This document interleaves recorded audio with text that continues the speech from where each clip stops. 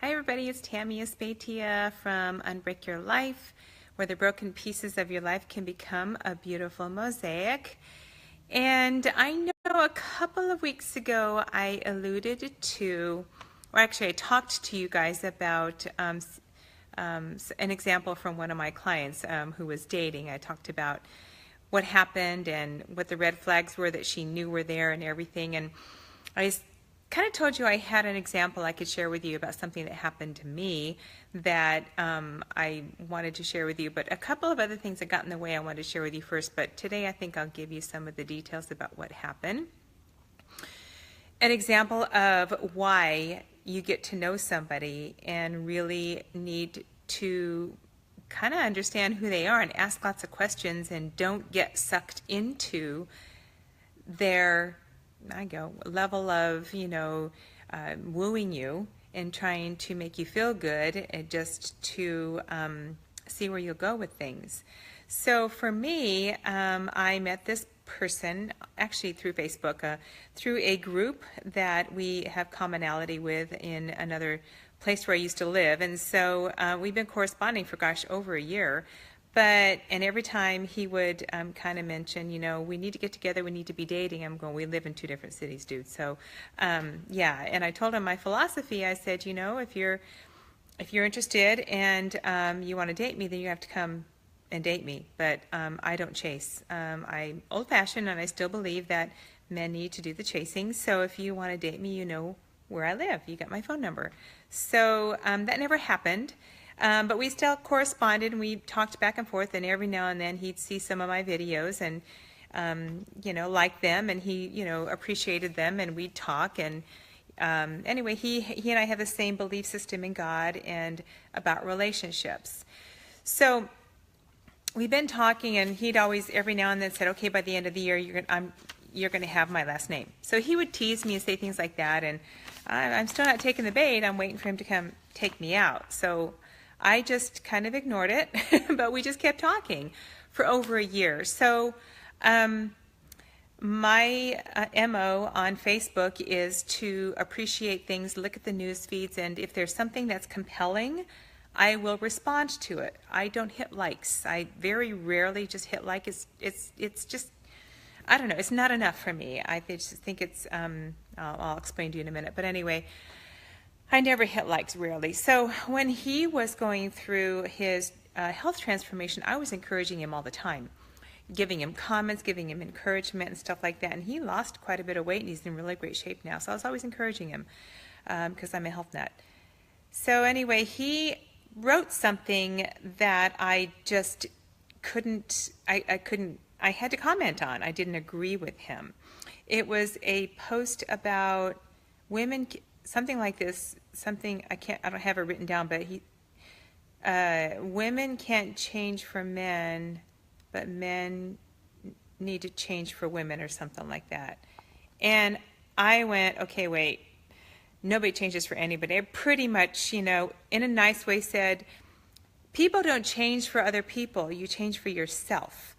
And you can't especially change for somebody else, because then it'll never last, because it's not solidified in your soul. You make changes for yourself, not for other people. And I basically said that. So this gentleman that I've been talking to that never bothered to come and take me out, he said, wow, I'm reading it off this thing.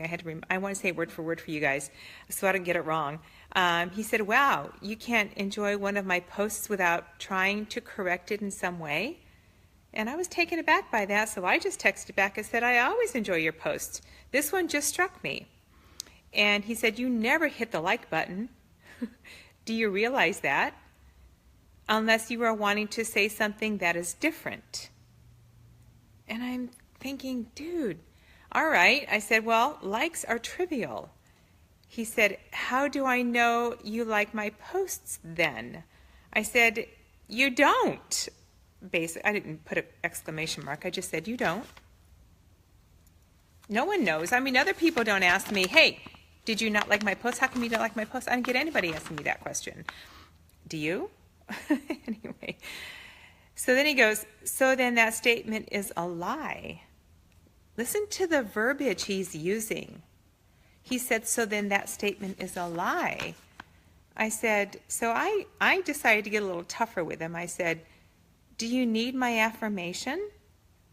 And then he said, you said you liked all of my posts. I said, really? So thin-skinned? I said, no open debate, no desire to understand. I said, I never said I liked your posts, all your posts. I said, so he goes, nope, I already removed you as a friend. I went, wow. I said, it was my opinion. I saw another post that pretty much said the same thing. He said, I only hear from you when you're correcting me, or to know that, he said, only correcting me, know when you think you're right. I said, if you really want to talk about this and clear up any misunderstanding, you can call me. And that's it. I never heard from him.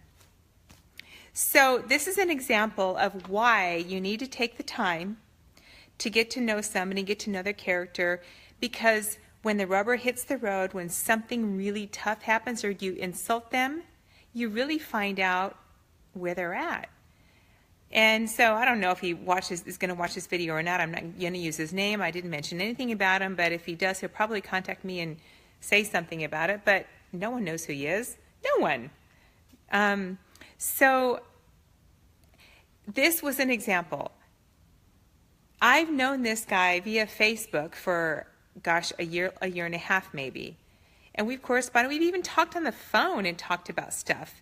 But nothing. In fact, when we talked on the phone, I kind of got an idea of who he was, because he would be adamant about, well, you know, if two people were supposed to be meant to be together, they'd be together. And I'm going, well, what about the process? What about, you know, God's hand in everything, and, you know, taking your time and really getting to know each other? And he said, no. He goes, we would know right off the bat. I said, that's just chemistry.